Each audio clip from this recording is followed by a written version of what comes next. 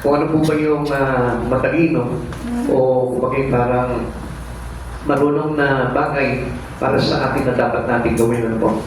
So, sabi nga po ng Biblia, dapat na mamuhay tayo bilang mga matatalino at hindi po bilang mga hangal sapagkat without God or without knowing about or without knowledge about the words of God, supposed to be, yung po talaga magiging pamumuhay po natin, yung mamuhay sa kahangalan. Dahil hindi po natin malalaman po talaga yung gusto talaga ng Diyos na pamumuhay para sa atin. Like for example, this time. So, mapapansin po natin ang yung mga mahal natin sa buhay, galing na malayo, uuwi dito, and then, anong gagawin po nila? Only for celebration. Ganun lang, ano po. Pero, supposed to be, dapat talaga, kung talagang tayo, mga wise po tayo, wise person, who claim God that He is here in our heart. Ang unang-unang gagawin po natin yan, buuin yung pamilya at dalhin sa pagsamba sa Panginoon. Yun po yung mahalaga po doon. Hindi po yung, halimbawa, uuwihan mo lang yung pamilya mo dito, tapos may dala kang maraming pera, o maraming gifts, o maraming, Hindi po yun yung mga wise things na naka-consider po sa atin as a Christian. So, ang pinakamaganda po dyan, yung nakapag-impart ka sa pamilya mo ng isang bagong buhay na kung saan naka-angko po sa ating Panginoon. Okay. The wise things to do this year.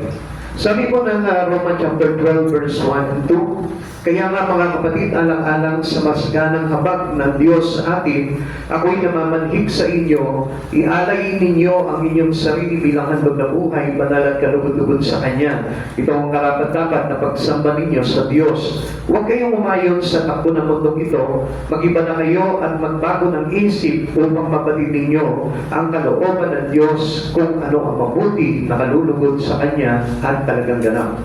So, dito pala mapapansin po natin, dito sa binasa po natin, marami po mga tao or even Christians today living in deceit, namumuhay po na nadaraya. So, bakit po kaya tayo nadaraya? Kasi ang focus lamang po natin yung pamumuhay po natin dito sa mundo na ito. Pero hindi po natin nabigyan po talaga ng pansin yung gusto at plano ng Diyos sa buhay po natin, which is yun po yung para na segregate po sa buhay po natin at napagtuunan na lamang po natin yung mga pangarap po natin, yung mga dreams po natin, Kaya nawala na po tayo doon sa talagang wise things to do, yung mga mahahalagang bagay o talagang sabihin natin pagiging pamumuhay na matalino. Okay, the Christians in the New Year. Dapat po tayo bukas, New Year na, Amen. Ito pong bagay na ito, mensahe po sa atin, this is not a message primarily of time but eternity. So sa madaling salita, hindi lamang po ito year-ender o New Year's message, kundi it is eternal. May kinalaman po ito into our eternal life. So kailangan po na mangyari po sa buhay po natin ito para nang sa ganun po tayo po ay maka-achieve po tayo ng tinatawag na buhay na walang hanggan.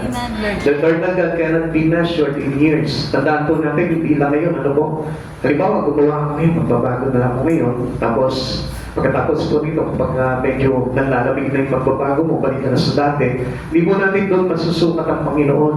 Kundi ang kailangan po na makita sa atin ng Lord is the consistent life. Amen. Consistent life that having Christ Jesus in you. Kailangan nyo namumuhay na po tayo na may kabanalan. Namumuhay na po tayo doon sa presensya ng ating Panginoon na kung saan tinuturo niya sa ating pamumuhay. Okay. Makita po natin, karaniwan po kasi, our life today is contradicted to what's life that plan to be, to have in our God. Kaya pumaligid po na hindi po natin nakikita yun kasi nga po, we are focused on the Word and not on God's Word. Kaya hindi po natin maintindihan po. Okay. Yeah, there are certain great truths that we face each New Year. Now, pagkalipas ng panahon, hindi po natin alam, ang dami na pala nababawas sa atin. May mga bagay na nababawas sa atin. Like for example, the coming of Christ is 1 year nearer. Ibig sabihin, nabawasan na naman, biglang lumapit na naman po ito. natapos na naman yung isang taon, nabawasan na naman yung taon na paghihintay natin sa pagbabalik ng Panginoon. That is 1 year here. Yung buhay po natin nababawasan ng taon. So, kung yung pagkakatalaga sa atin ng Panginoon, kung hanggang kailan lang tayo, nabawasan na po yun. Even our opportunity for service is 1 year shorter. Kaya nga, dapat samantalahin po natin yung pagkakataon na makapaglingkod po tayo sa Panginoon. Diba? Lahat naman po tayo, nangangarap tayo na paglingkuran ng Panginoon eh. Kaya lang, hindi po natin talaga ma-set talaga yung plan natin. Hindi natin lubusan talaga maisagawa po ito dahil ang dami po mga harang po dyan, ang dami mga hadlang po dyan. Pag nag-decide ka na paglingkod sa Panginoon, ang dami po mga bagay na kailangan natin i-consider, like for example, kailangan ko mag-iwan ng ganito, kailangan ko mag-focus sa ganito, kailangan ko isuko yung buhay ko. At yan po yung pinupuntuhan po itong aral po natin ngayon.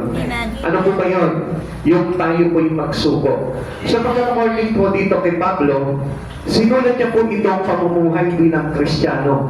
At itong pamumuhay na Kristiyano ay hindi po yan parang kilala mo lang si Jesus o nakarinig ka lang ng salita ni Jesus, kundi ito po yung dapat na magtulak po sa atin to surrender our whole life into God. Kasi pag sinabi sa atin, offer your life as a living sacrifice, yung offering na yun, ang gusto po na ipakita po sa atin ng Lord yun, that you will surrender your life into Him. Amen. Completely. Hindi po yung isang bagay na mga isusuko mo sa Kanya, hindi yung kasalanan mo lang, and then yung buhay mo ay ganun pa rin. Kasi pagkalinilang po sa atin, marami po lumalapit naman po talaga sa Panginoon, pero ang isinusuko lamang po nila yung sin nila, and not himself. Hindi po mismo sila. Kaya nga medyo meron po tayo pagkakamali doon at hindi po yun wise things to do. Na hindi po yun yung kumbaga parang nagdulot sa atin ng karunungan para isuko ang buhay natin sa Panginoon. The smart things to do in this year, your reasonable service. Yan. So, alam niyo mga kapatid sa Panginoon, napakahalaga po na paglingkuran natin ng Panginoon. Maraming po mga bagay na pwede natin paglingkuran ng Diyos sa buhay po natin. Hindi lamang po, like, for example, yung ginagawa ko, nagpapastore po ako, nag-handle po ako ng mga plans. Hindi lamang po sa ganung pagkakataon, kundi marami po tayong pwedeng magawa. Because a lot of ministry having this church. Marami po tayong pwedeng i-involve yung sarili natin into this church. And one thing, our involvement to God is our surrendering. Amen. Kasi pag pumasok ka doon at inibabawal mo yung buhay mo sa Panginoon, you need to surrender your being into God. Kailangan na magsuko ka, or else kung hindi ka magsusuko, kaya nga marami pang tao hindi talaga makapaglingkod sa Panginoon. Due to the above, we are faced both of anticipations and an urgency unknown to the Word. So, dito sa mga nabanggit po natin, ano po, kumbaga parang nahaharap tayo sa isang pag-asa na kung saan kailangan natin ng mabilis na pagdidesisyon para magawa po natin itong mga bagay nito na mapaglingkuran ng Panginoon sa buhay natin. Huwag po tayo lumagay doon sa kaunawaan lamang po na mababaw ng mga Kristiyano na kung saan it is enough for me to go in the church, to attend service, to hear and listen to the words of God. Hindi po ganun Hindi po yun yung talagang hinahanap sa atin ng Panginoon. Kaya nga, sabi ni Pablo po dito, offer your life as a living sacrifice. Amen. Ang sabi niya po dito mga kapatid, alang-alang sa masaganang habag ng Diyos. Habag His mercy. At alam niyo po ba ito yung abundant mercy of God? Yun po yung nagbigay sa atin ng opportunity to serve Him. Amen. Yun yung nagbigay din sa atin ng opportunity to surrender. Amen. Actually, alam niyo, we are already rejected, pero hindi po yun nangyari dahil si Jesus ang umako yung pagiging rejected natin. Kaya kung mapapansin po natin, Jesus was rejected by all. Marami, lahat. Nireject po siya. And supposed to be, ikaw dapat yun Ako dapat yun, nireject na yun, hindi si Jesus. Kasi hindi natin na pwedeng i-reject talaga si Jesus. Pero ginawa niya yung bagay na yun because of His abundant mercy. Yung kanyang masaganang habag. Kaya po tayo binigyan ng pagkakataon na makalapit sa Kanya, makapagandog ng buhay, makapaglingkod sa Kanya. Kaya wala pa tayo may pagmamalaki sa Panginoon. Hindi natin na pwede talaga na mag-reason tayo sa Panginoon na, Lord, hindi po ako pwede.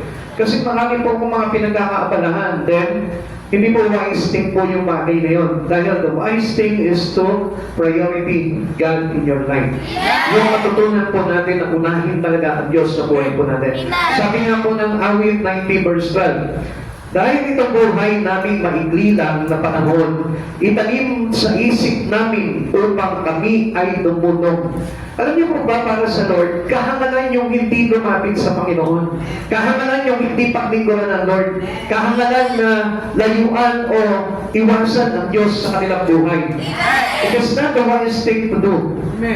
Kaya nga, kung talaga tayo po talaga, we receive Christ Jesus, pag tinanggap po natin si Jesus sa buhay po natin, dapat po talaga na i-offer natin yung buhay natin sa Kanya as a living sacrifice.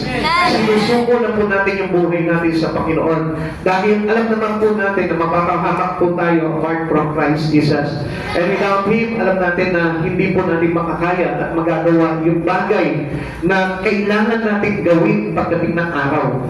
At yun yung pagharap po natin sa ating Panginoon. Wala pong ipatutulong po sa atin yun, kundi ang ating dakilang sacerdote na siya meron pong kapangyarihan para maglapit po sa atin, sa ating Panginoon. Kaya this is a wise things to do this year.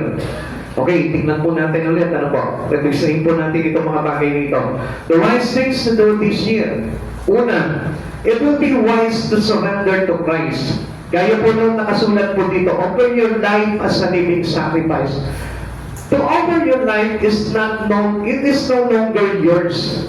Pag nag-offer ka ng buhay sa Panginoon, ibig sabihin, sinusuko mo na yung buhay mo sa Panginoon. Hindi na sa iyo yan. Katulad na lamang po ng isang bagay na kapag ka naghandog ka sa Panginoon, hindi na sa iyo yun, kaya wala ka ng pakialam doon. Ibinigay mo yun, kaya wala ka ng pakialam doon. Kundi ang pakialam mo na lamang po dito is to obey God, whatever He wanted you to do. Now, mga kapatid sa Panginoon, to be wise is to know and understand what is God wanted to do in your life. Kailangan maintindihan mo yung bagay na yun. Dahil hindi lang naman tayo nabuhay dito para sa sarili lang natin. Kundi tayo po ay binuhay ng Panginoon, niligtas ng Panginoon for a great purpose. And what is this purpose? To be with Him. Para maging kaisa niya, para makasama niya pagdating ng araw. Kaya lang kung mapapansin po natin, paano tayo mapapasama sa Panginoon if we give away our life to Him? Kung patuloy tayo lumalayo sa Panginoon, kung patuloy natin hindi ginagawa yung mga bagay na inumutos niya sa atin. Obedience is a must. Napakahalaga po ng pagsunod natin sa Panginoon. Lahat tayo kailangan sumunod sa Panginoon. If you consider your life as a children to Him, kailangan maging masunurin po tayo. Ano po? Hindi tayo yung kumagay parang tayo yung sisira doon sa mga bagay na gusto mangyari sa atin ng Lord. Kundi tayo mismo yung kumagay parang nagpapasalamat palagi sa Panginoon. Lord, allow it to do. Gawin mo ito, Panginoon, ipahintulot mo sa akin itong mga bagay na ito na mangyari sa akin ito. Yung kalooban mo. Kaya nga, alam nyo, it will be wise to surrender to Christ. Yung buhay natin na lagi po natin iniingatan, ano po? Ayaw natin mapahamak yung buhay natin. Pero, yung paglayo natin sa Panginoon ay kapahamakan. Yung hindi natin paglapit, yung hindi natin paglilingkod sa Kanya, yung hindi natin pagtawag sa Kanya, ay magdubunga po yan ang kapahamakan sa buhay po natin. Kaya nga, alam nyo, ang isang tao matalino raw ay laging tumatawag sa Panginoon. Lagi po yan nakadepende sa Panginoon sa lahat ng bagay na ginagawa niya. He acknowledges Him. Kaya mga kapatid sa Panginoon, pansinin po natin yung buhay po natin. Tayo po ay nabuhay po tayo na sa pandaraya ng kaway. At kailanman hindi po tayo talaga nagsuko ng buhay sa Panginoon. And you must know this. Kailangan na malaman po natin ito na kailangan natin lahat tayo bilang mga anak ng Diyos ay kailangan isuko natin ang buhay natin sa Panginoon. Alam niyo, hindi po natin ma-achieve po yung pagbabago sa buhay natin without surrendering your life to Jesus. Kahit anong pagbabago, if you keep your life close to this Word or to the pattern of this Word, I tell you, hindi po talaga mababago yung buhay natin. Amen. Kahit anong gawin po natin. You cannot change by your own. Amen. Kundi, mababago lang yung buhay mo if you decided already to surrender your life fully, completely to Jesus. At yun yung sinasabi ni Pablo, ako'y namamanhig sa inyo. Sabi po niya dito, Romans 12 verse 1. Kaya nga mga kapatid, alang-alang sa masaganang habag sa inyo, ng Diyos sa atin, ako'y nakikiusap sa inyo na ialay ninyo ang inyong sarili bilang isang handog na buhay, banal at kalugod-lugod sa Diyos. Ito ang karapat-dapat na pagsamba ninyo sa Diyos. So, yung kung papansinin po natin, akala po natin na tayo po ay nakakapag-worship na po ng tama sa Panginoon. No? It is not the right worship. The right worship is to surrender your life to Him. Amen. The right worship is make your life to be equipable to God. Amen. Yung buhay po natin na kailangan kagamit-gamit sa Panginoon. Kaya nga, mapapansin po natin, mga kapatid sa Panginoon, ang dami po talaga nagre-react po talaga kapag gusto na silang gamitin ng Panginoon. Darating po kasi yung pagkakataon na ikaw mismo kakatagpuin ka ng Panginoon, anak, gusto kong gamitin ang buhay mo. Pero yun yung time na kung saan, kapag talagang hindi mo alam yung mabuting bagay na dapat mong gawin, ikaw mismo magre-react ka doon. And your response is being disobedient to Him. Kaya marami po nagiging disobedient sa Panginoon. Dahil gusto naman po nila yung gusto nilang gawin. At hindi yung talagang gusto gawin ng Panginoon. And you must be awake yourself into this kind of belief. Kasi kung minsan, alam natin, ganito lang yung pananampalataya natin, yung paniniwala natin sa Lord. Basta ako nakakapag-church ako, come on, break na po natin yun dahil hindi po yun ang talagang kailangan ng Lord. Amen. Kaya nga si Pablo mismo nakikiusap sa atin, ang sabi ni Pablo sa atin, alang-alang sa masaganang habag ng Diyos. Para sinasabi ni Pablo, huwag mo sayangin yung mercy ng Lord. Huwag mo sayangin yung habag ng Diyos. He opened it for you para magkaroon ng saysay yung buhay mo. Para makapagbuhay ka sa matalinong pagkabuhay. Ialay mo, sabi niya, nakikiusap ako na ialay ninyo ang inyong sarili bilang isang handog na buhay. Banal at kalugod-lugod sa Diyos. Alam niyo kasi mga kapatid sa Panginoon, kapag hindi po tayo lumayo sa mundo, hindi po talaga tayo makakapamumuhay ng banal at nakalulugod sa Kanya. Amen. Kahit na ano gawin natin pagpapakabuti, kahit na ano yung gawin mong pagtulong sa kapwa, we cannot live into the life that is acceptable to Him. Kasi akala po natin na yung buhay po natin dito is acceptable already to God. Ano? Come on, hindi po ganun. Kaya nga sabi niya po dito, mag-iba na tayo at magbago ng isip.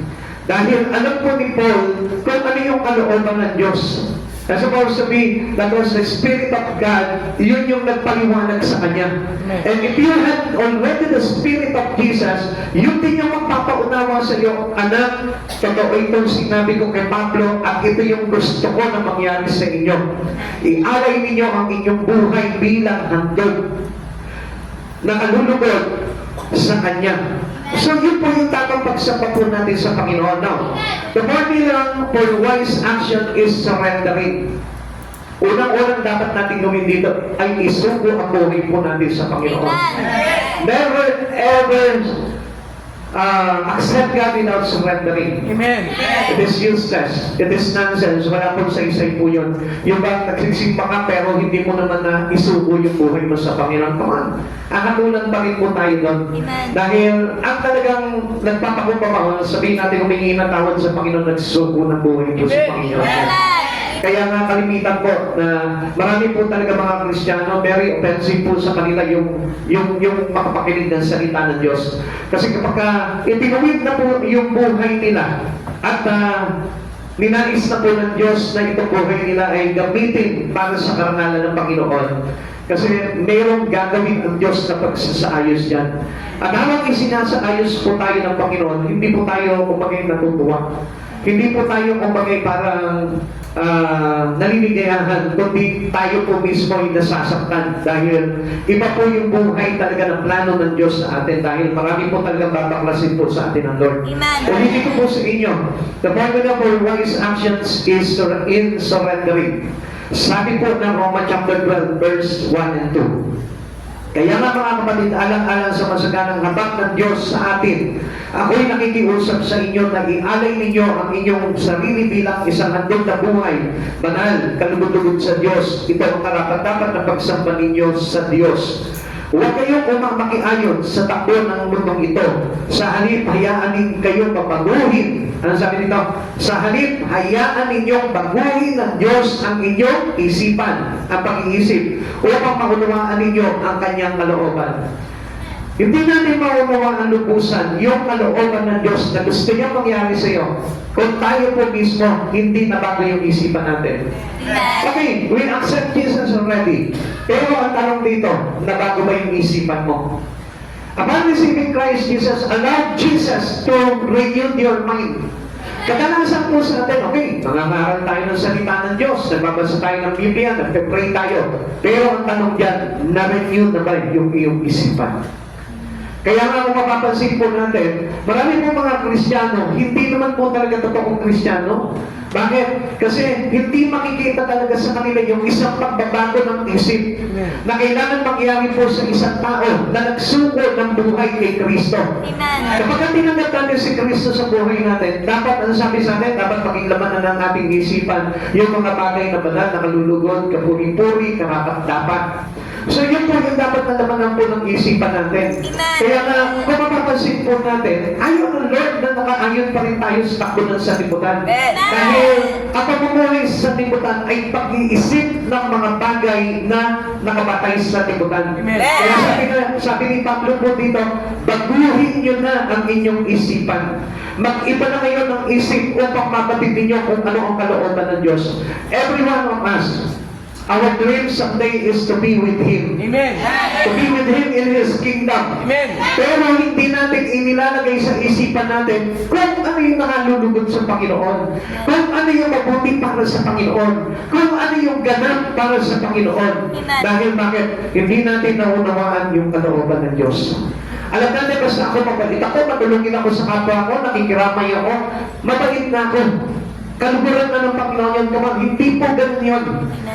Ang sabi ng Lord, ihandog ninyo ang inyong buhay, ang inyong sarili bilang handog na banal at nakalulugod sa Kanya. Amen.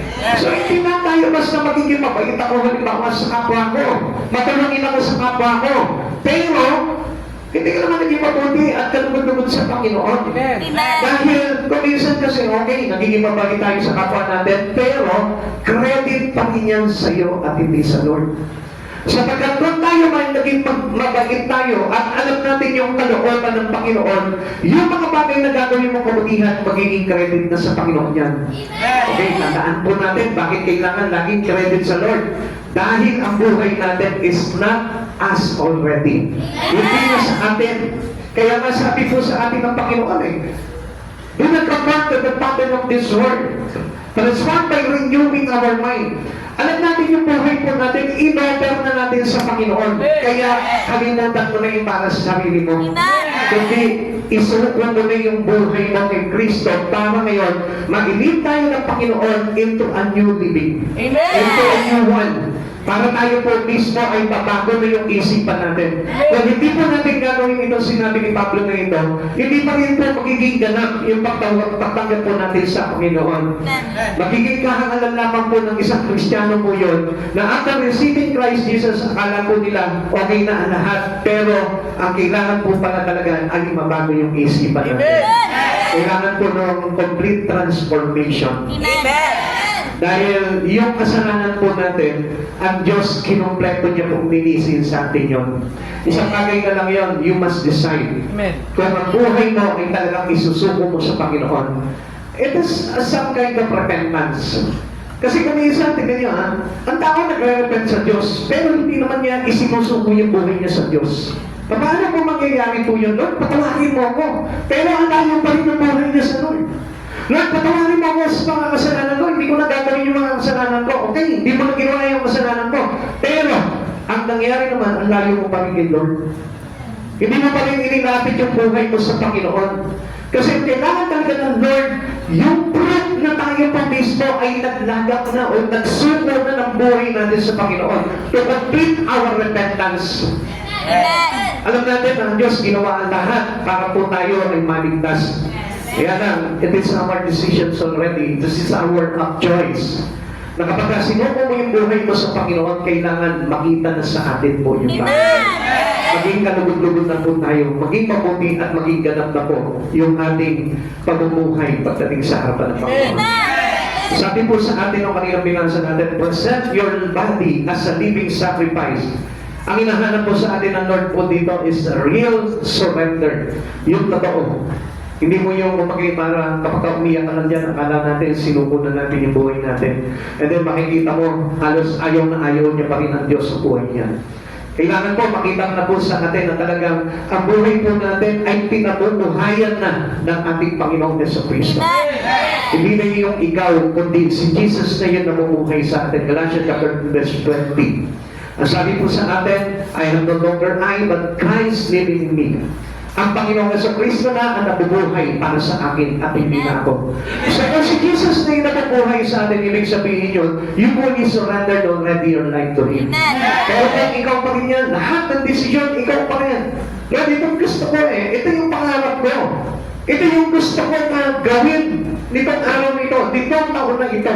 Ito yung mga plano ko. Now, set a goal na kung saan si Jesus yung nagplano nun para sa iyo. Huwag ka magsaset ng panibagong goal mo na ikaw pa rin ang nagiging sentro nito at nagutos sa sarili mo. Dahil I tell you, hindi po yun yung surrendering to God. Ikaw pa rin po yun. Kaya, paano po tayo paghaharian ng kapanalan ng Diyos kung hindi po tayo magsusuko at hindi natin papahintulutan talaga na i-present yung ating katawan sa Panginoon bilang handog ng buhay banal at kalugod-lugod sa Kanya. Pag sinabi pong present, put at once disposal. Yung para bagang yung buhay mo wala na Hindi na po dito talaga yan Kaya nga, isa-separate mo na yung buhay mo dito sa mundong ito. You are separated already into the Word. The technical term for presenting the Levitical sacrifice. Ito po, kasi hinangon po nila ito into doon po sa paghahandog ng mga Levites. Yung Levitical sacrifice, napakahalaga po niyan sa mga Hudyo po nung araw. Dahil kailangan po talaga ng handog na talagang mainam. Kaya nga po ng mga panahon na yun, kung ano yung mga hinahandog nila Yung mga toro, mga baka, mga kambing, kung ano-ano po yung mga hayop na hinahandog po nila. Pero hindi po yun yung kumagay parang naging talagang kalugod-lugod na handog para sa kaliligtas ng ating mga pagkakasala. Kaya ano sabi po sa atin? Offer your life as a living sacrifice. Alam niyo kung bakit ano yung napipicture out na po natin doon? Si Jesus. Kahit doon pa naman po, hinanap nila kung ano yung pagkahandog. Katulad din po natin yun, based on the Old Testament, according to Levitical sacrifice. Tayo po kung ano yung ginagawa nating handog sa Panginoon. Maaaring tayo nagpapakapalit tayo. Maaaring tayo nagpapakabuti tayo sa kapwa natin. Maaaring tayo makikipagkapwa tayo. Maaaring gusto natin pasimbasin pa po tayo. Yan po yung mga sacrifice na natin hinahanap yung kaligtasan natin. Na hindi naman talaga doon makagawa. Only by the grace of God. Kaya, it doesn't mean na kapag gumawa ka sa Panginoon ay maliligtas ka. Kaya nga, wala pong simple yung ginagawa natin Kaya nga, kailangan talaga ng transforming life. Napapaguhin natin yung isipan natin accordingly at dito natin ilalagak sa Panginoon yung pag-iisip natin. Alam niyo, kaya hindi maintindihan yun, kaya marami po mga Kristiyano ngayon, nasasakatan po sila, simba ko para maligtas ako. Sige, magbabasa ko ng Biblia, magpe-pray ako para maligtas ako. Alam niyo, wala na po dun yung kaligtasan natin. It is already done. It is paid already in full. At yun po yung ginawa ni Jesus. Yun yung nire-represent na tinatawag na Levitical sacrifices, na kung saan hindi tayo kundi ang kailangan na lang natin, isuko natin yung buhay natin sa Panginoon dahil si Jesus yung naging sakripisyo na mainam para sa atin. Ngayon, sa atin pinapakita ng Diyos na kung paano po talaga tayo parang mailalagay doon sa pangyayari na yun kay Jesus. Kasi ang kailangan po kasi natin dito, ma-experience natin yung mga bagay na yun. Kaya nga sabi po natin, I am no longer I, but Jesus live in me. So ibig sabihin, we need to experience everything na ginawa ni Jesus. At paano po yun? Yung paglibot natin sa mga bagay sa mundong ito. This is how our sacrifice need by God for us. Amen. Ito yung kailangan ng Lord sa atin. Hindi po yung basta lamang po tayo, nag-serve tayo sa Lord, wala na po kasing impact yun eh. Although talaga hinahanapan po tayo talaga, yun yung reasonable service natin sa Panginoon. Pero hindi po yun yung magiging sanhi na kaligtasan natin, kundi paglalagak lang po ng buhay natin sa Panginoon yun. Pagsukulang lang po natin ang buhay sa Panginoon po yun. Yung pinagagamit natin yung buhay natin because the truth, our life is not ours already. Dahil sa Diyos na yan. Kaya ayaw sa gusto mo, kailangan mo maglingkod dahil tayo po lahat ay pag-aari na ng ating Panginoon. Pag-aari na po tayo ni Jesus. Whether we like it or not, wala tayong magagawa doon. Kundi sundin natin yung bagay na yun dahil yun yung hinahanap ng Diyos sa atin para tayo po mismo ay magkaroon ng panibagong pamumuhay na nakaayon na sa ating Panginoon. This success is a harmony with the highest reason. Yung nga po yung sinasabi ko, highest reason po dito, ano po? Kung ano po yung dahilan po talaga dito. Dahil pinakita ni Jesus yung talagang dapat natin gawin. To fully surrender our life and not to be conformed to the pattern of this world. Alam niyo, dito pinakita po dito that there is no scientific discovery will be higher than intelligent reason. At alam niyo po ba kung ano yung intelligent reason na pinapakita po dito? Yung ginawa ni Jesus. Yun yung naging dahilan kung bakit tayong lahat ay naligtas. Wala pang condition po ang Panginoon doon eh. Niligtas niya tayo unconditionally. He forgive us unconditionally. He love us unconditionally. And even yung kanyang ginawa na sakripisyo is unconditionally. Hindi niya sinabing, itong aking pagpapatako sa krus, para lamang po ito sa mga mababait. Para lamang po ito sa mga kumikilala sa akin. Lahat po yun sakot po. Amen. Ng ginawa ni Jesus. Kaya nga, this is the intelligent reason kung bakit gusto talaga ng Panginoon na ito, na tayo po mismo ay magsuko ng buhay sa Kanya. The word called this fanatism. Christ calls it wisdom. Sa mundo, parang ang tawag po nila dito ay parang tayo mga devoto, panatiko pagdating po sa ating Panginoon. Pero sa Panginoon, ang tawag po dito ay wisdom. Amen. Kaya po tayo gumagawa sa Panginoon. Kaya tayo nagsusuko ng buhay sa Panginoon. Para sa kanila, parang panatiko lamang po tayo ni Jesus Christ. Pero ang katotohanan po niyan, it is called wisdom. Karunungan na saan binigay sa atin ng Panginoon para tayo po mismo maialis niya dito sa mundong ito. Kasi if you have still that an attachment to this world, hindi mo talaga tayo maniligtas. Amen. I tell you the truth. Hindi tayo maniligtas dahil yung buhay po natin supposed to be separated to the world. Makita po natin mamaya yan. Ang kailangan po natin talaga dito, yung pakikiisa po na napakahalaga na kadahilanan para tayo po ay talagang mai-cover ng Lord doon sa mga bagay na ginawa niya.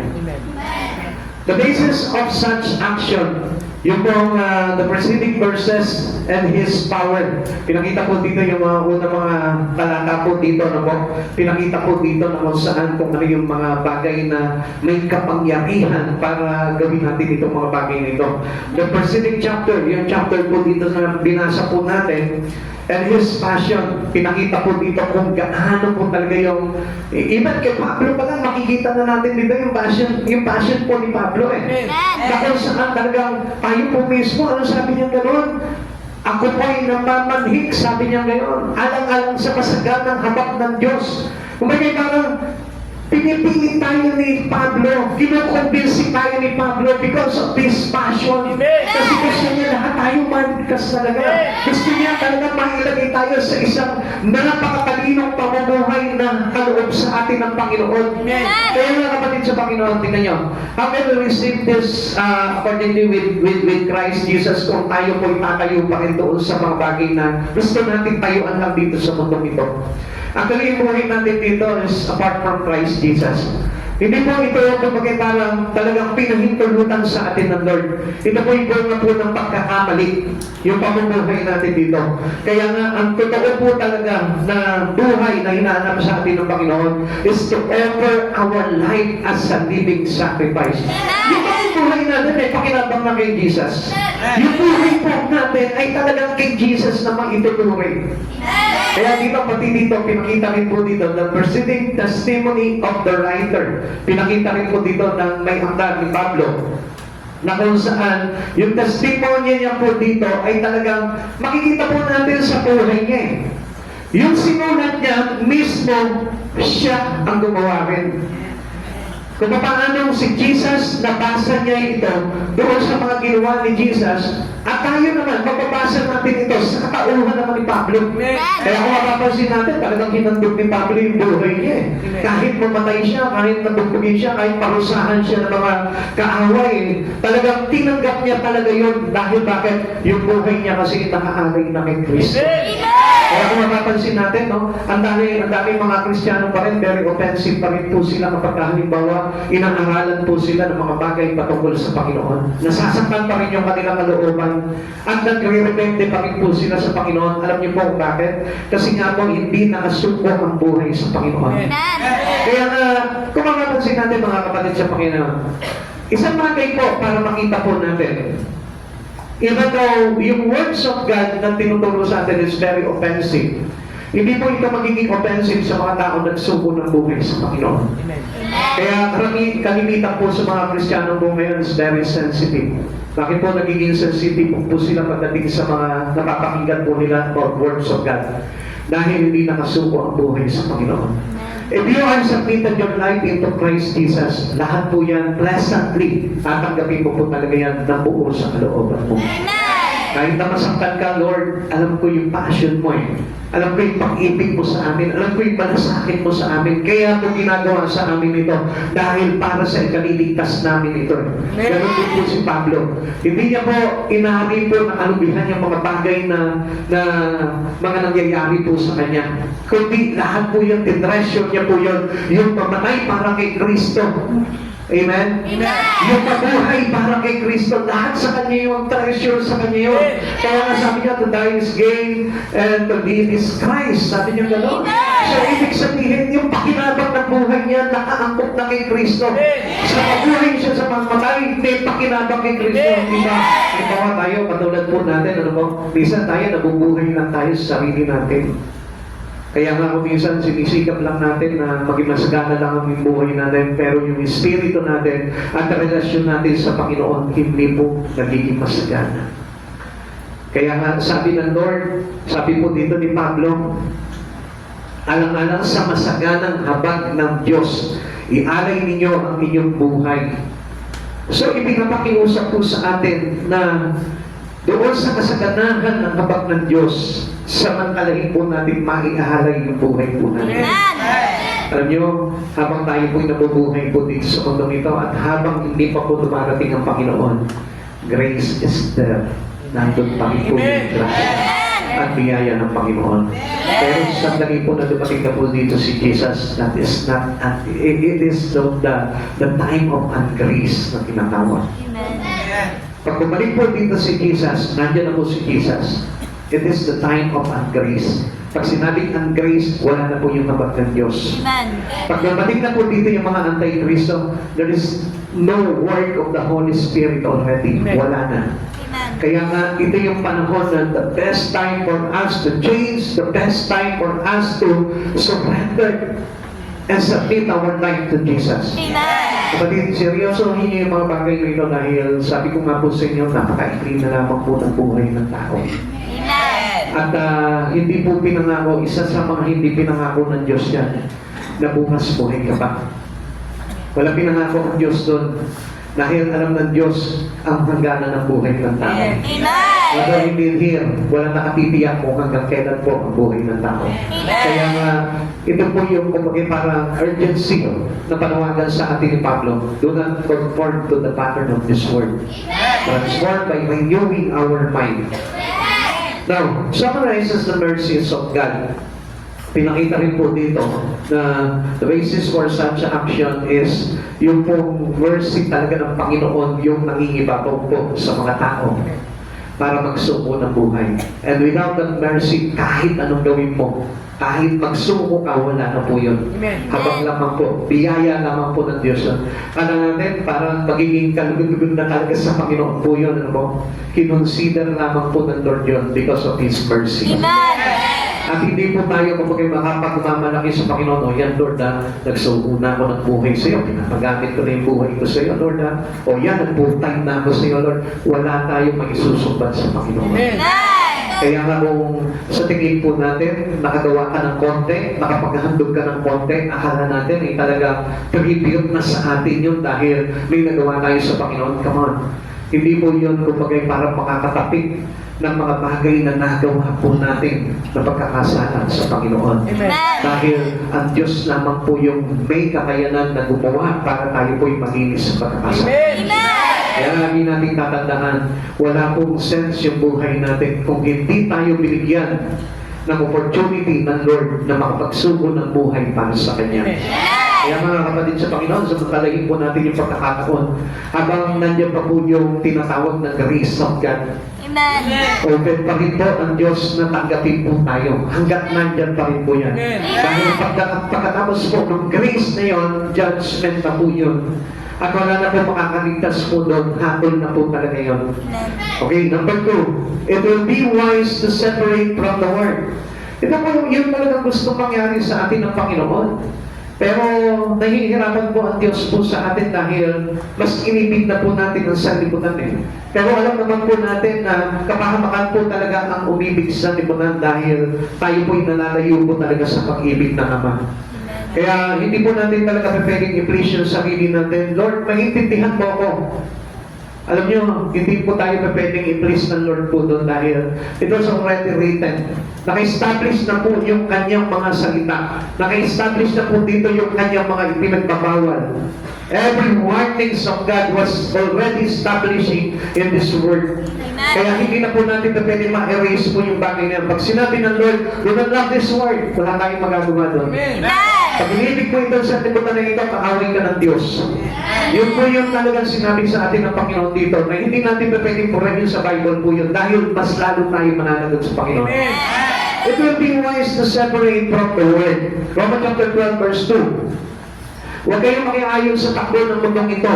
Sa halip hayaan ninyong baguhin ng Diyos ang inyong pag-iisip upang maunawaan ninyo ang kanyang kalooban. Upang maunawaan natin ang kalooban ng Diyos. Kaya nga, alam nyo, it is wise for us to understand everything in His teaching. Amen. Lahat ng mga tinuturo sa atin ng Panginoon, kailangan unawain mo lahat yun. Unawain mo, intindihin mo yun. Amen. And by the help of the Holy Spirit, kapag nakita niya talaga na bukas sa puso mo talaga na patutok ka para makalakad ka sa isang pamumuhay na nakalulugod sa Panginoon, ibibigay sa inyo ng Lord yun. Kaya pasipin po natin, yung mga tao talaga na wala namang interest talaga sa Panginoon, kahit na anong ituro mo dyan, wala lang po yun. Kahit na makarinig po niya ng pangako ng Diyos na ililigtas siya ng Panginoon at bibigyan ng mahabang buhay, ng buhay na walang hanggan, bali wala po sa kanya yun. Hindi po ba kayo nagtataka? Bakit tayo nananampalataya tayo sa Diyos? Pero bakit mayroong nakarinig na ng salita ng Diyos pero hindi pa rin tumanggap sa Diyos? Still, he gave away his life to God. Bakit nilalayo pa rin nila yung buhay nila sa Panginoon? Halimbawa, tayo na lamang po. Ano po? Alam na po natin yung katotohanan natin na kailangan we offer our life as a living sacrifice to God. Pero, bakit hindi natin ginagawa yun? Because of lack of understanding. And supposed to be, understanding is napakahalaga po niyan. Yung unawain po natin kung ano yung gusto ng Lord kasi doon nakasalalay talaga para tayo makapasok doon sa kaluwalhatian ng Diyos. Sa ngayon, magagawa ninyo kung ano ang mabuti, kalugod-lugod at ganap na kalooban ng Diyos. Hindi magiging mahirap po sa atin yun. Kasi yung sinasabi niya dito, pag iba na tayo ng isip, ang gusto talaga ng Lord yan, to really understand His Word. To really understand His will. Maintindihan po talaga yan. Kasi ano mo, ang isang tao po talaga, ako napansin ko po ito eh.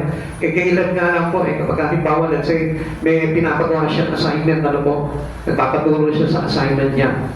Pagka hindi niya talaga gusto na makinig o magpaturo, kahit anong ituro ko niyan, hindi niya papakinggan yun. Hindi niya matututunan niya yun. Pero, kahit hindi mo turuan yung bata na yan, magugulat ka, ang daming alam. Hindi niyo po ba na napapansin po yun? Why? Kasi kapag sarado ang isipan natin, ang pangunawa natin sa mga bagay sa katotohanan na gusto mangyari ng Panginoon, kahit na anong ituro sa atin ng Panginoon, hindi natin maintindihan. Amen. We insist our own. Ipipilit pa rin natin yung gusto natin. Kaya nga, alam niyo, ang daming mga magulagat talaga ang tao. Ang daming magulagat, bakit po? Dahil nakikita na po nila yung mali, pinipili pa nila yung mali. Dumating na ang liwanag, pero namuhay pa rin sila sa dilim. Dumating na ang salita, pero reject nila ang salita. Imagine that, kaharap na nila si Kristo, but hindi pa rin nila nakilala si Kristo. Bakit? Because they insist their own. Yung sarili nila ang ipinipilit nila. Like for example, ito yung gusto ng Lord. Do not love this word. But Lord, I love this. Mahal ko kasi itong mga bagay dito eh. Kasi nandito mo eh. Kaya nga kumisan, ang hirap tayo na pasunurin talaga ng Panginoon. Kahit alam mo na mahalaga na po yung pagsamba, hindi pa rin po ginagawa yun even though they receive already God. Kahit na mahalaga ang pagpapray, hindi niya pa rin ginagawa araw-araw yun. Kahit na mahalaga ang pagbabasa ng Biblia, hindi niya pa rin ginagawa yun. Bakit? Kasi hindi iyon ang gusto niya. Pero kung ito yung gusto mo, gagawin mo yun. Amen. Natandaan ko po nung araw eh, hindi humawak na Bible, hindi ako mahawak nito. Kahit nga, ang tagal na nakapatong po doon sa drawer po namin ng Bible eh. Ang kapal na ng alikabok, ni punasan, hindi mapunasan. Pero nang time na nagkaroon ako ng interest pagdating sa Lord, araw-araw binubuksan ko na po yung Bible ko, binabasa ko. It is our choice. Amen. Kung gusto natin talaga maintindihan ang Panginoon, ang kalooban ng Diyos, kailangan gustuhin mo. Kung napipilitan ka lang, hindi mo maunawaan talaga kung ano talaga yung bagay na nakalulugod, mabuti at ganang. Amen. Sabi ng Lord natin, and be not conformed to this world. Huwag tayong umayon sa takbo ng sanlibutan na ito. Alam niyo ba yung tinatawag na ito? This is the age of conformity. Na marami po mga tao ngayon sa panahon po natin ngayon, sige, nagko-conform lang sila. Kaya nga makikita niyo ang tao, bilis sumunod sa trend. Kung ano yung trending, doon sila. Kung ano yung uso, doon sila. Kahit na sabihin mo, hindi bagay sa kanila yung uso, makikiuso pa rin sila. Hindi niyo napansin po yun. Bakit? Kasi umaayon lang sila sa takbo ng mundo. Kung ano yung in, yun sila. Kaya kahit na po yung mga bahay, hindi nyo po ba napapansin? Kung ano yung usong bahay, yun yung gagawin nila. Di ba? Meron tayo nung araw, mga kubo-kubo lang. Hanggang sa nagkaroon tayo ng mga old houses, yung mga antiques, di ba? Yung mga Spanish design ng bahay, di ba? Meron pang mga American, yung mga, yun yung mga parang influence by Americans, di ba?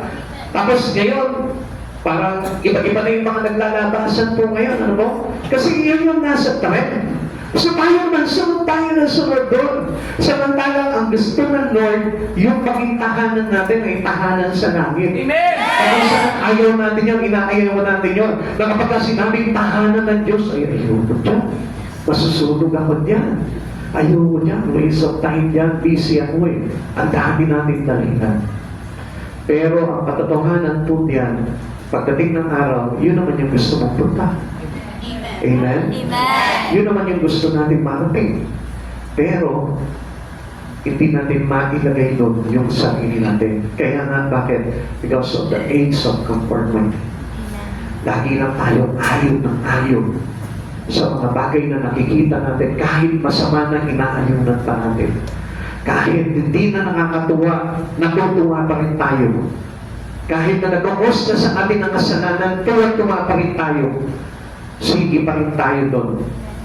Alam niyo po ba, pag sinabing conform, the Greek word for conform is schematizo, and means to be molded according to a pattern. Kaya nga, nasa atin po yun eh. If you want to be molded into the pattern of Christ Jesus, you can be. Ikaw mismo. Pwede naman po kasi yun eh. Kung gusto mo magpahubog ka, na katulad ng kay Kristo, pwede po yun. If you allow. Amen. Kaya lang, marami po talaga tao, even Christians today, they don't want to be molded in Christ. They don't want to be shaped up with Christ.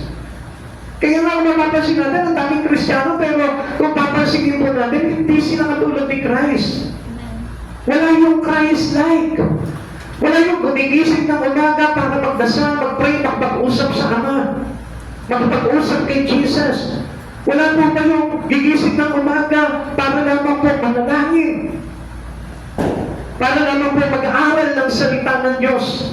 Wala po yung extra time na nagtutulak sa iyo para magpunta ka sa church without service. Kasi there is no Christ life.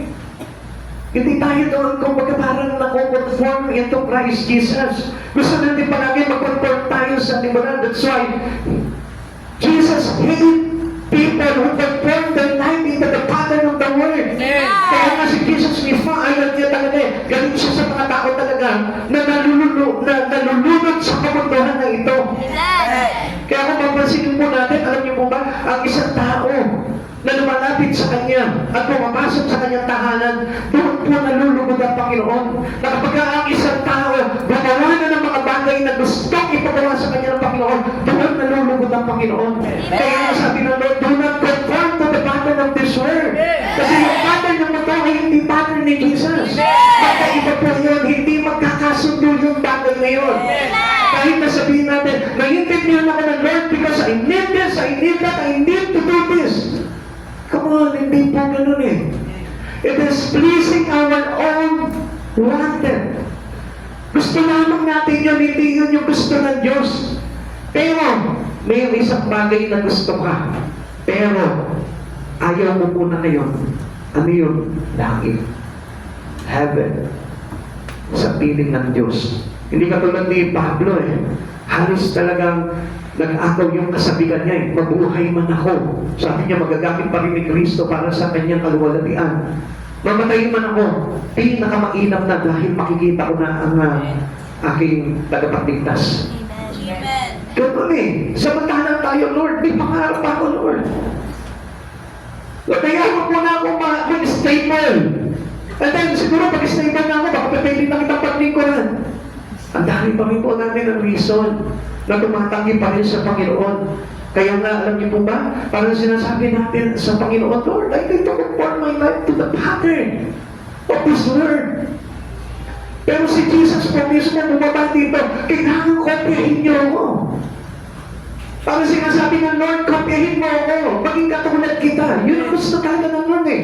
Because the word of God is Him. Siya po yung salita ng Diyos na gusto niya talaga ipasok sa puso natin kung ano yung kalooban niya para nang sa ganun po tayo po mismo maging katulad niya at makapasok tayo sa kahaluan natin ng Panginoon. The prodigal son in the pig pen. Tingnan niyo po ito. Consider the smell, the company, and the conversation is very low. Bakit? Kasi ito po yung tipo natin eh. Tayo po ay inalagaan ng ating Ama, ng ating Panginoon. Pero ang ginusto lamang po natin is creation. Kinuha natin yung creation at nagpakalayo na tayo. But yung Creator, iliwanan natin. Nagpakasasa tayo sa creation ng Lord. Gusto ko na magkaroon ako ng malaking bahay, magkaroon ako ng maraming ari-aringan. Yun lamang po tayo eh. Lumayo tayo, nilayasan natin ang Panginoon. Pero ang hindi po natin na malayo po dito, tayo po yung napahamak. Kaya nga itong prodigal son, na-realize niya, the prodigal son, not the prodigal daughter, or not the prodigal servant. No matter how far you may stray, you will always be the Father's son. Yun yung naintindihan niya po dito.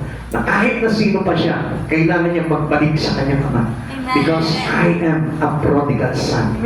Ganun po dapat tayo. Na kahit na anong isipin mo, anong pangarap mo, ano pa yung mga gusto mo mangyari sa iyo sa mundong ito, still, pipiliin mo pa rin magbalik sa Diyos. Amen. Yun ang gusto ng Lord. Kaya nga sabi niya, do not conform to the pattern of this world. Huwag tayo magpakasasa dito sa mundong ito. Tayo magbalik loob sa ating Panginoon now. Know how to return to His Father. Dahil yun yung pong yung tunay na buhay na nakalaan sa Kanya. Ikaw, kung alam mo kung ano yung tunay na buhay na dapat meron ka, yun ang dapat nabalikan mo. Amen.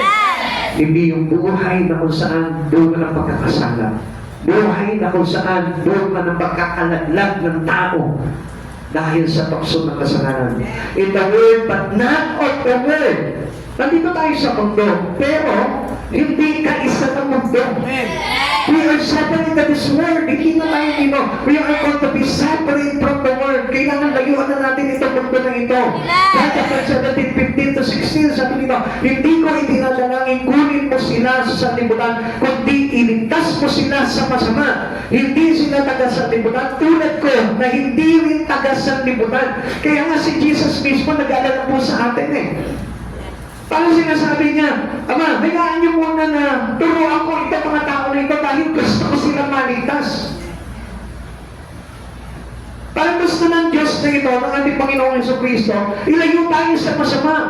Kaya nga tayo mismo niligtas ng Lord eh. Amen. Kasi gusto niya lumayo tayo sa masama. Pero hindi niyo po ba napansin? Ang dami mga tao, sinave ng Lord, pero nagbalik pa rin po sila sa kasamaan. Amen. Ang dami mga nakakilala ng Kristiyano, pero lumabas pa rin sa Lord.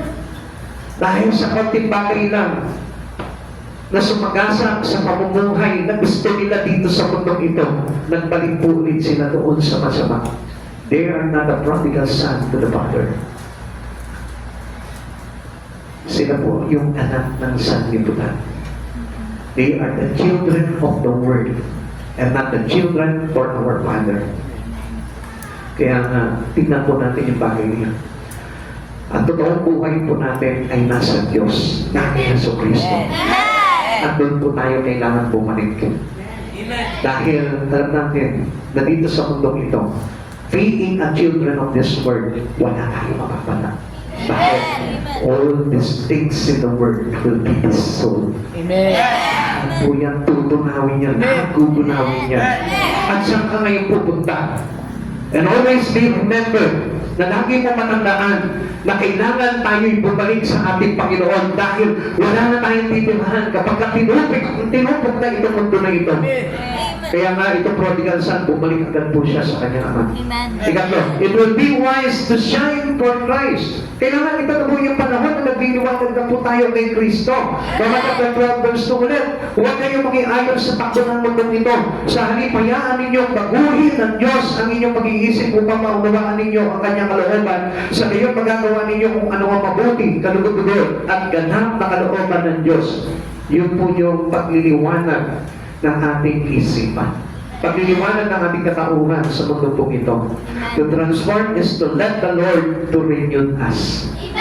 Pagitulutan mo na baguhin ka ng Panginoon. Huwag ka magkakareklamo. Do not resist what God wanted to change in you. Amen. Be transformed means to take off one mask. Tandaan mo, maskara lang yan suot mo. Pakisabi mo sa katabi mo, maskara lang yan. At alam mo, anong maskara yan? Maskara lang ng mga makamundo yan. Pero pag kinubat mo yan, dapat na makikita sa atin si Jesus. Pinipilit natin yung maskara na yan. Pinipilit natin ang isuot yan. Pero ang totoo, hindi yan ang talagang tunay na anyo natin. Ang anyo natin ay namin Kristo. Kaya nga kung hindi mo huhubarin yung maskara na yan and you still conform to the pattern of this world, mapapahamak po talaga tayo.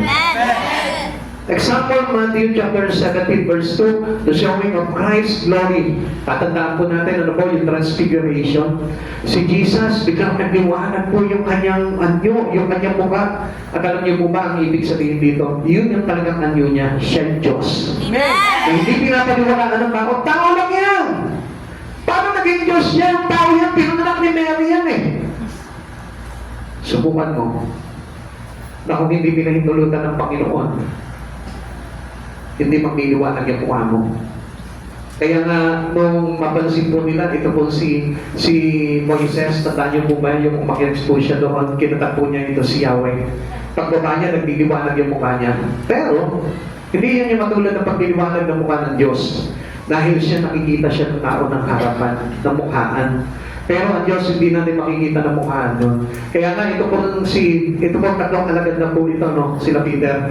Nung nakita po nila nagliliwanag yung mukha ni Jesus, nasilaw po sila, tapos basod po sila, natakot po sila. Mga kapatid sa Panginoon, nagpapatunay that Jesus, the real God. Amen. Tayo naman, mga kapatid sa Panginoon, what is the real identity of us? Hindi tayo makasaglibutan. Tayo'y makalangit.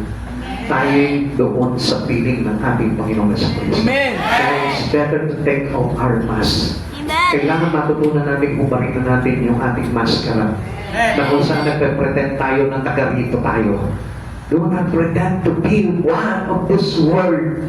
Huwag mong ipagpilitan dahil kapahamakan yun, kapatid sa Panginoon. If you really understand what I am talking about, gusto ko po na malaman mo, bakit mo yung maskara mo, mabuhay ka ng ayon kay Kristo, at makikita mo, hindi ka mapapahamak pagdating ng araw, kasama ka sa presensya ng ating Panginoon.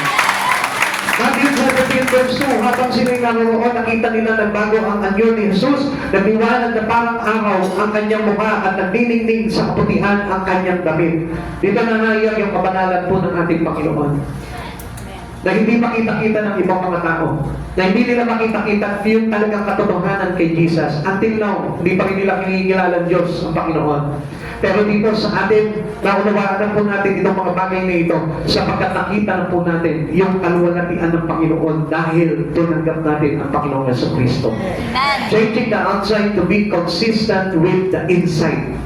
Now, mga kapatid sa Panginoon, kung tayo po'y mag-aalis po ng maskara, kailangan make sure na yung loob natin ay talagang na kay Kristo ng Panginoon. At kailangan po na makita sa atin na nagliliwanag na rin po yung ating katawan. What ought to be shining through? Ano po ba yung dapat na gawin po natin?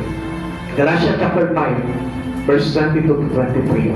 Ito po yung dapat na pagyamanin po natin sa buhay po natin bilang mga mananampalataya ni Kristo. Subalit ang bunga ng Espiritu ay pag-ibig, kaganapan, kapayapaan, pagtsatsaga, kabaitan, kabutihan, katapatan, kahinangunan, at pagpipigil sa sarili. Walang batas laban sa mga ganito. Kapatid sa Panginoon, if you really be in Christ Jesus, dapat ito mismo makita na sa iyo. Dapat itong mga bagay na ito, na bunga ng Espiritu ng ating Panginoong Jesucristo, ay mamunga na sa puso mo. Dapat yung pag-ibig mo sa kapwa mo, yung kaganakan sa puso, na kahit na dumaranas ka ng mga pagsubok, nasa gitna ka ng mga masamang tao, nandun pa rin yung magalakan mo. Nandun pa rin yung kapayapaan mo kahit na sabihin mo, marami kang mga alalahanin. Pagtsatsaga sa ating Panginoon, pagtitiis sa mga bagay sa mundong ito. Matuto tayong tiisin kung ano yung mga bagay na ayaw ng Lord na gawin natin sa mundong ito. Yung kabaitan, kabutihan, katapatan, kailangan manahit na po sa puso po natin yan. Hindi po ba yung kapag halimbawa, nasugatan yung puso mo dahil sa pagtuturo, bigla ka nang lalayo sa Panginoon. Come on, kapatid sa Panginoon, hindi po ganoon ang totoong mukha ng nakawan ng ating Panginoon sa Kristo. Na kapag tinanggal natin yung maskara po natin, makikita pa rin po natin yung katapatan kahit na nahihirapan ka at nasasaktan. Kahit na ikaw mismo, dinadaan ka sa proseso ng Panginoon, magtitiis ka pa rin at may katapatan ka pa rin na magpatuloy sa Panginoon. Kahinahunan at pagpipigil sa sarili. Mga kapatid sa Panginoon, take off your mask.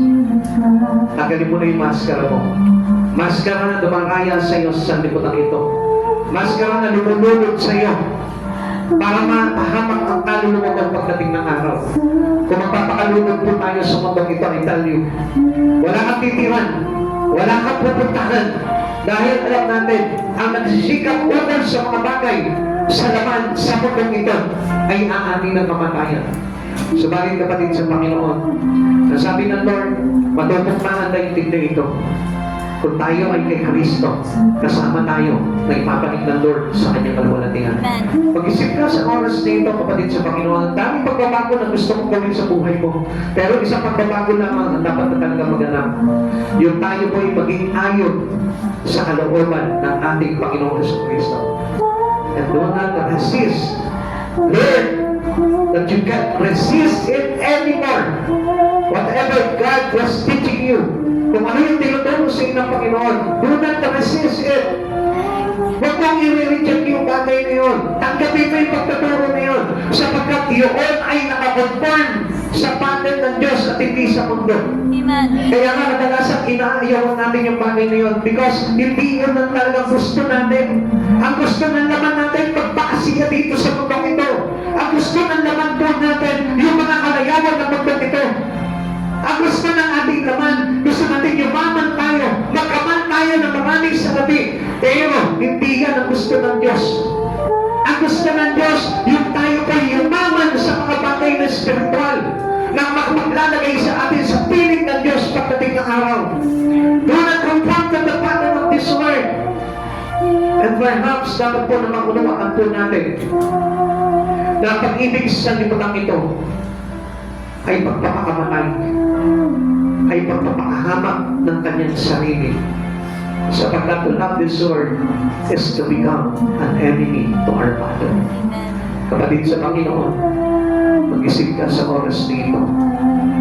Natatapos na itong taon na ito, uulitin mo pa ba yung taon na ito, this coming 2026?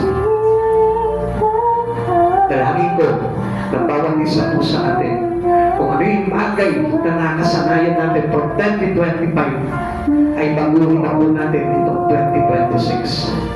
Learn to close your life to Jesus. Matutunan mo na ilapit mo na ang buhay mo sa Panginoon. Matutunan mo na isuko mo na yung buhay mo kay Kristo. Do not conform to the sin of this world. Layuan mo na yung kasalanan. Layuan mo na yung kalikuan ng mundong ito. Layuan mo na yung pagpapakasasa ng mga tao sa tibunan ito na naglalagay sa kanila sa kasalanan. Lapit mo, buhay mo sa Lord. Matuto kang tanggapin yung kapag ni Jesus. Ikaw mismo, tayo mismo. Matuto tayo kahabagan natin, yung kaluluwa natin. Dahil pagdating ng araw, haharap tayo lahat sa hukuman ng ating Panginoong Jesucristo. At saan kaya tayo dadalhin ng hatol ng Diyos? I hope that every one of us makapasok tayo sa kaharian ng ating Panginoon. Tayo pa lahat ay magsitayo.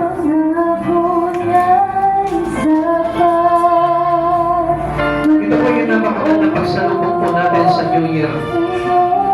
Yung tingin po natin sa Panginoon, Lord, gusto ko ito New Year na ito, maintindihan mo na ng ganap na lubusan ang kalooban mo.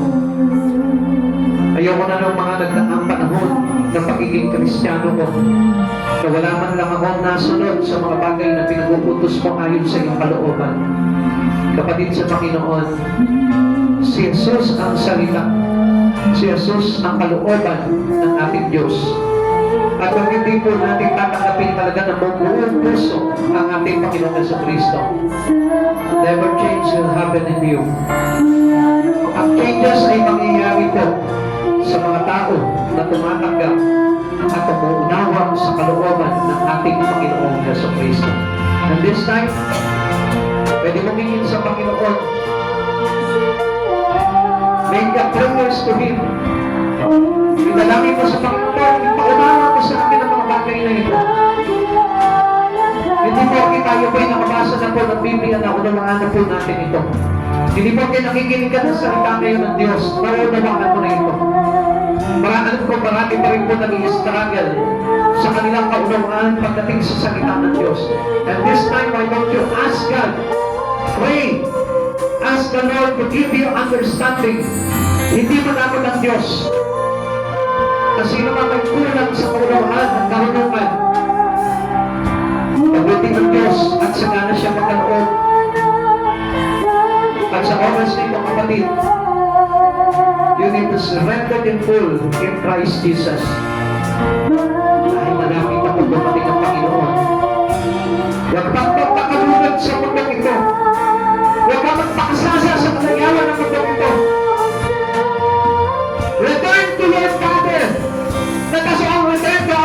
Father, but as regard to Jesus Christ, our true life was with Him. Nasa Kanya yung talaga buhay natin. Wala sa mundong ito. Magpasalamat ka na kung anong meron ka. Ipagpakapuri mo at paglingkuran mo ang Diyos kung anong meron ka sa oras na ito. Ilapit mo ang buhay mo sa Panginoon. Inuulit ko, ilapit mo ang buhay mo sa Lord. Ilapit mo, ibigay mo sa Kanya na po ang buhay mo. At hindi mo magsisisi pagdating ng araw. Pag sa pagbabalik ng ating Panginoon, makikita mo, Lord, kapaglagan ng buhay sa ating Panginoon sa Kristo. Do not conform to the pattern of this world. Transformed by renewing your mind. Sumunod ka sa kaluhatan ng Diyos. Epa, kapatid mo, kung ano yung kalulutubod, ganap at mabuti. Kapatid, let us all change our mind. Hindi lang sa pagpapakabagin, hindi lang sa pagpapakabuti, hindi lang sa mga bagay na ito, tayo magkakaroon ng buhay na walang hanggan, kundi sa pagsunod sa kalooban ng ating Diyos na nasa langit. Ulitin ko po sa inyo mga kapatid sa Panginoon, hindi lahat na tumatawag Panginoon ay papasok sa kahayaan ng langit, kundi yawan lamang sumusunod sa kalooban ng ating Amang nasa langit. Hingin natin sa Panginoon na makasunod tayo sa kalooban niya. Hingin natin sa Panginoon na magkaroon tayo ng spirit of obedience para matuto natin sundin kung ano yung nais ng Diyos sa buhay natin upang tayo ay maligtas pagdating ng araw. Be blessed in the words of God. Hallelujah. Glory to Jesus.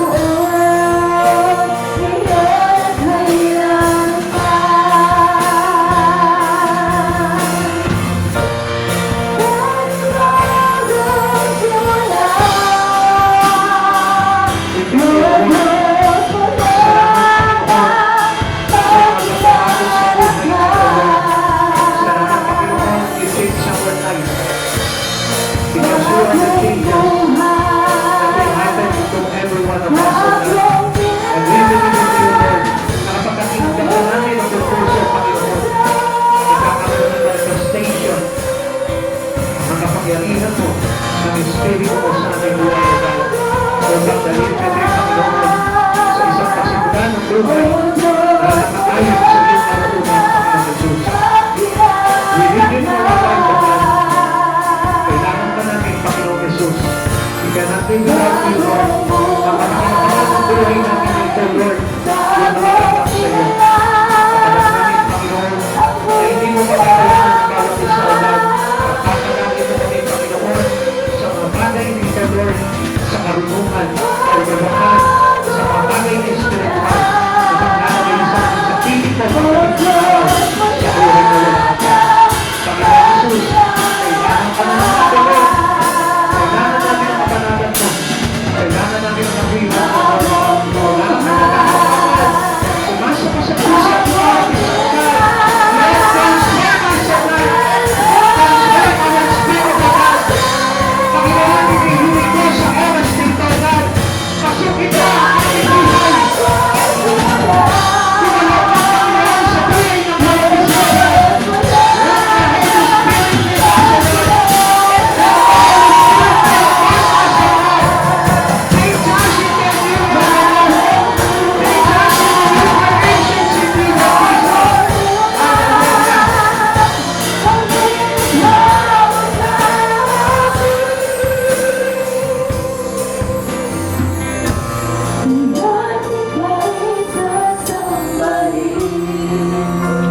Panginoon, nagpapasalamat po kaming lahat sapagkat patuloy mo kami ina-encourage, Lord, at tumalikod sa kasamaan ng sanlibutan itong God. Minsan, Panginoon, nabubulagan kami katulad ng nakasulat, O God. Di sila sumasampalataya sapagkat binulag sila ng Diyos ng sanlibutan o kaya hindi nila makita ang kaningingan ng mabuting balita tungkol sa aming Panginoong Jesucristo. Sa oras dito, Lord, pagdiwanagan mo, Panginoon, ang aming isipan. Baguhin mo ang aming isipan, O God. layuin, O God, upang nasa ganun mabatid namin ang kalooban mo kung ano ang mabuti na kalulugod at totoong ganap. Panginoong Jesus, maraming salamat po, Lord, sapagkat kailanman hindi mo kami pinabayaan. Maging kami man po, Panginoon, ay nadaya ng sanlibutan ito, Lord. Hindi mo pa rin po kami iniwan, hindi pinabayaan. Hindi mo pa rin po kami hinayaan mapahamak, Lord. Still, the grace of you, Lord, overflowing in our own life, overflowing in our family, O God. Ingatan mo pa rin po kami dahil sa biyaya mo, Panginoon, dumadaloy pa rin sa amin ang kaligtasan. Maraming salamat po sa kabutihan mo, Panginoong Jesus, na hindi matutumbasan kahit na anong yaman ang sanlibutan ito, Lord. At sa oras nito, Lord, pinapangako namin, hindi ka namin ipagpapalit kahit na anong yaman ang sanlibutan ito ay over sa amin, O Lord. Ikaw yung tanging yaman namin, Panginoon. Ikaw yung aming katapatan. Ikaw yung aming katagumpayan. Ikaw yung aming buhay na walang hanggan. Maraming salamat po, Lord. Ingatan mo po ang bawat isa, Panginoon, sa aming pag-uwi. Maluwalhati mo kaming ihatid, Panginoon, ng iyong dakilang presensya, ligtas, Panginoon, at payapa sa aming mga tahanan. Ingatan mo ang bawat sasakyan po namin, O Lord. Ilayo niyo po kami sa anumang kapahamakan, O God. Ilayo niyo po kami sa anumang masama. Ilayo niyo po kami, Panginoon, sa anumang mababanta ng kaaway, O God. Ingatan mo po ang iyong mga anak, O Lord, at patuloy mo po kami balutin ng iyong banal na dugo, Panginoon. At samahan po kami ng libo-libo mong mandirigmang ng hell sa langit, O God. Kasama namin, Lord, sa bawat araw sa aming buhay, O God, upang magsilbing babala, upang magsilbing pag-iingat mo sa amin, Panginoon. Maraming salamat po, Lord. Bless this new year, Panginoon, sa bawat buhay ito ng bawat isa, O God. Pagpalain mo, Panginoon, ang bagong taon na ito, Lord. Kaya mo dumalo yung kasaganahan, kapayapaan, kagalakan, Panginoon, at kabanalan na nagmumula sa iyo, Panginoon, sa bawat pamilya namin, O Lord. Kaya po, Panginoon, nasalubungin namin ang New Year na ito, Panginoon, na may kabanalan sa aming mga puso, pagkakilang pag-ibig, Panginoon, kagalakan na nagmumula sa iyo. Salamat po, Dakilang Diyos, pag umapawi mo po kami sa bunga ng Espiritu mo, Panginoon, upang sa ganun maganap, Panginoon, ang aming pamumuhay na bago, na nakaayon sa iyo, Panginoon Jesus. Maraming salamat po, Panginoon. Bless mo po ang church nito, Lord, at ang lahat ng mga isinusulong namin, Panginoon, our vision and mission, O God. Lord, kaya kung ikaw, Diyos, na magpala nito, Panginoon. At Lord, patuloy po may dinudulugos sa iyo, Panginoon. Lord, hayaan mo magkaroon ng kaliwanagan ang aming mga puso, isipan, at spirito, Lord, pagdating sa mga bagay na banal na mula sa iyo, God. Salamat po, Dakilang Diyos, sa iyo po namin, Panginoon. Patuloy na ibinabalik ang lahat ng patuloy pagsamba sa tanging pangalan mo po lamang in Jesus' name. Amen. God bless you po. Maraming po.